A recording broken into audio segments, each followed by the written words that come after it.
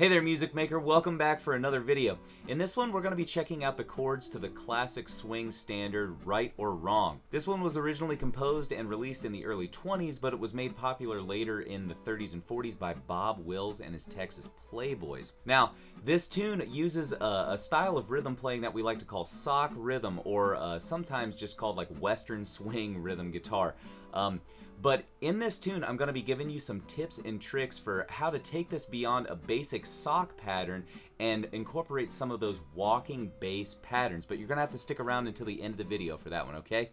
Before we go ahead and dive into the video though, hit that subscribe button below and the bell notification button. That way you'll get notified whenever I upload a new lesson here to the channel. Also, if you're interested in things like PDFs of the tab and sheet music to all of my tunes and exercises, as well as backing tracks, access to monthly member calls where you can ask me any of your questions and things of that like, go ahead and check out the link below to the Guitar Club. That's my premium membership service that's kind of an educational enhancement to all of the content here on YouTube.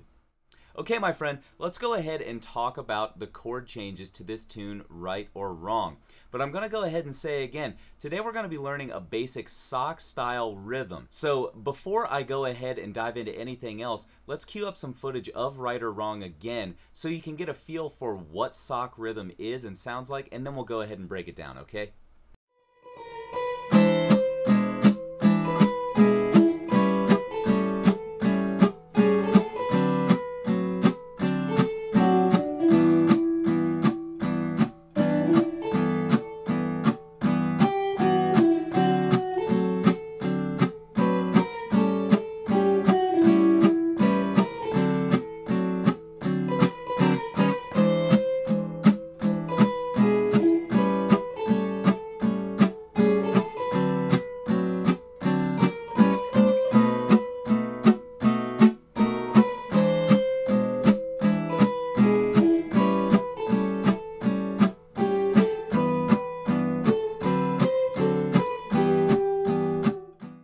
Alright, my friend, there you have it. The chord changes in sock rhythm style to Right or Wrong. Now, after listening to that clip, you probably understand why they call it sock rhythm.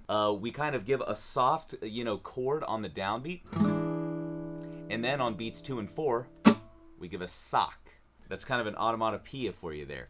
So, in order to get that sock rhythm style right, let's go ahead and review some of the chord changes, what they look like in the left hand, and then I'll go through the mechanics of sock rhythm style. But stay tuned for the end of the video because we're going to take this beyond one chord shape for each of the chord changes in this tune, and I'm going to show you a few little patterns that you can use to get into some walking bass rhythm style like Eldon Shamblin and some of the masters of Western swing guitar use, okay? Alright, let's go ahead and learn those chord changes. Okay, so the first chord change that we have here in Right or Wrong is an E7 chord. And actually for all of the chords that have our bass note on the A string, we're going to be using this chord shape. So check out the on-screen graphic of this E7 chord right now. That's what it looks like on the guitar. Ring finger 7th fret, middle finger 6th fret of D, pinky 7th fret of G, and index 5th fret of B. Now for our A7 chord next, we're going to use this, which is a pretty standard 7th chord shape. So if you can't get that graphic on the screen, that's index on the 6th string, the lowest string E, skip the A, middle on 5th of D, pinky on 6th of G, and ring on 5th of the E string.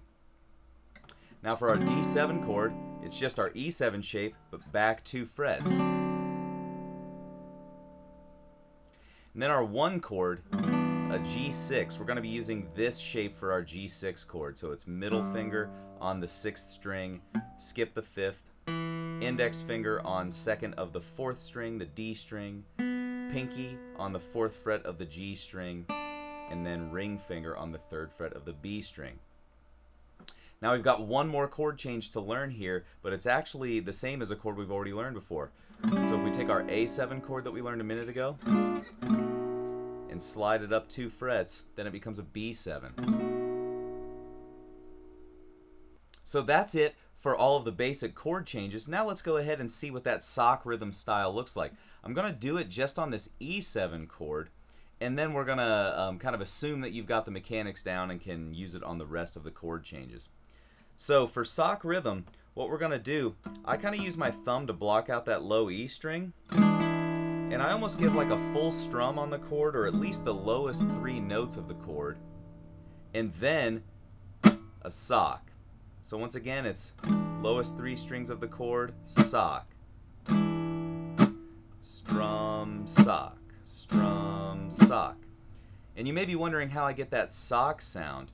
So I'm not palm muting or anything like that, but all I'm simply doing for the sock is just releasing the pressure in my left hand. You can probably see it. So there it is with the strings down for the strum, and then for the sock, you can see I've relaxed my fingers, but they're still touching all of the frets. And then you just strum through all of the strings blocked out. So that's it for sock rhythm, and you'll notice that for all of the other chords that we use, we like to use chord shapes that allow us to block out all the strings. That's a really key element to getting that sock rhythm style down.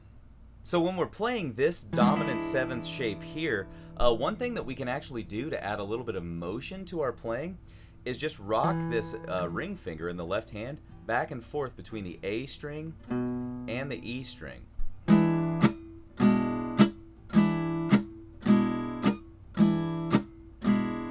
And you can do the same thing for your D7 chord. That just helps provide a little bit of motion in the left hand and keep the rhythm of the tune moving forward. Okay, my friend, there you have it. That's all the chords that we're going to be using in Right or Wrong here. So let's go ahead and dive into the fast version of this tune. If it's a little too quick for you, just kick back and watch me move through the chord changes and see if you can write down where they're shifting and how many beats we're keeping each chord for. Now, if you do want to play along and it's a little too fast, just stay tuned because I'm going to be queuing up a slower version of this tune at 100 beats per minute here in a few minutes, okay? But for now, we're going to check Right or Wrong out at 160 beats per minute with sock rhythm chords. Let's go.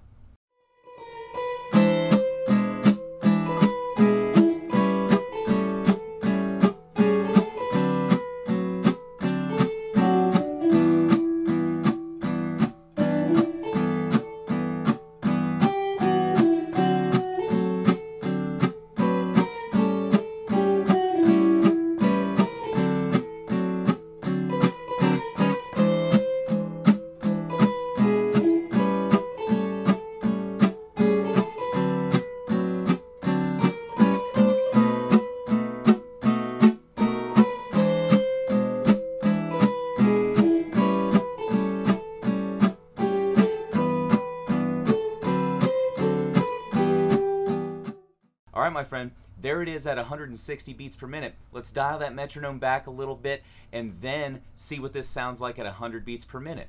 If it's still too fast for you though, don't hesitate to hit that gear icon below and adjust the speed of the video down. It's a great tool and I suggest everyone try it out, okay?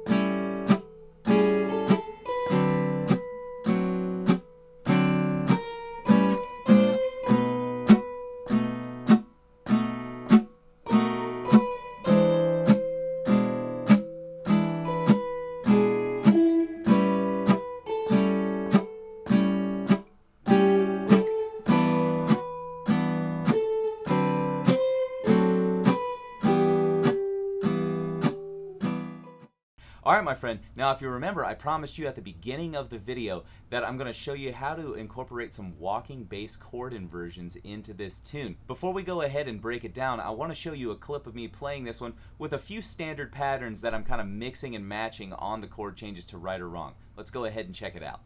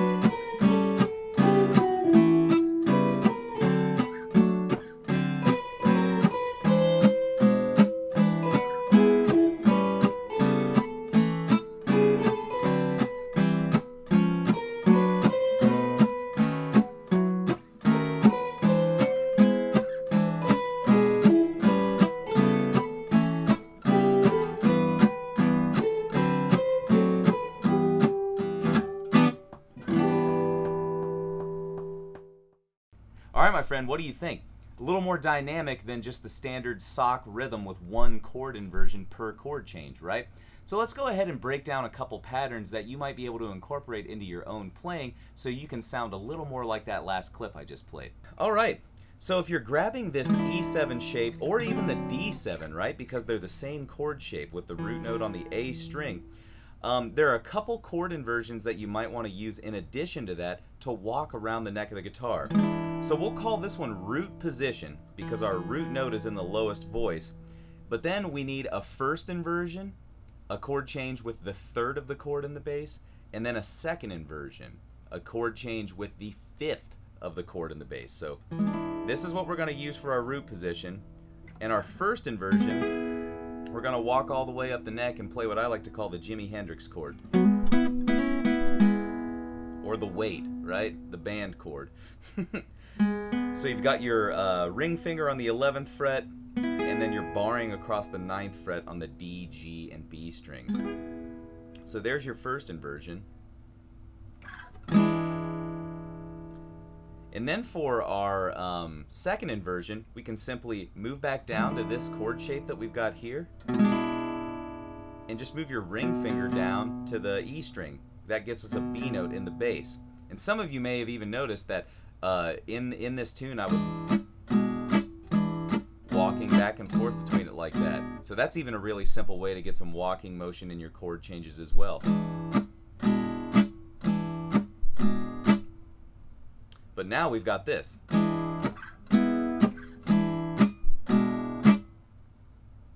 So that's a chord pattern that you can use to play over any kind of E chord, or like I said, D7 chord. You've got root position, first inversion, root position, second inversion. And then on your D7 chord.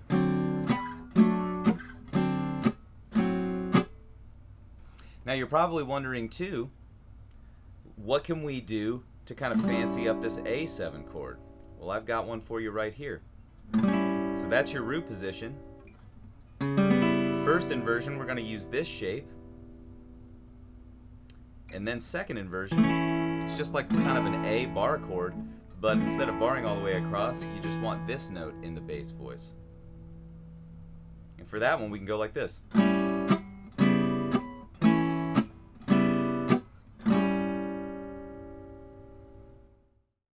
Alright, my friend, there you have it. With those two sets of walking bass chords, you're going to get a lot more motion inside of that right or wrong version that you're playing here. And guess what? You can take any of these chords and those chord sets and play them in any other tune that uses seventh chords like that. Alright, my friend, I hope you've really enjoyed this lesson on right or wrong. I know I've enjoyed playing it for you.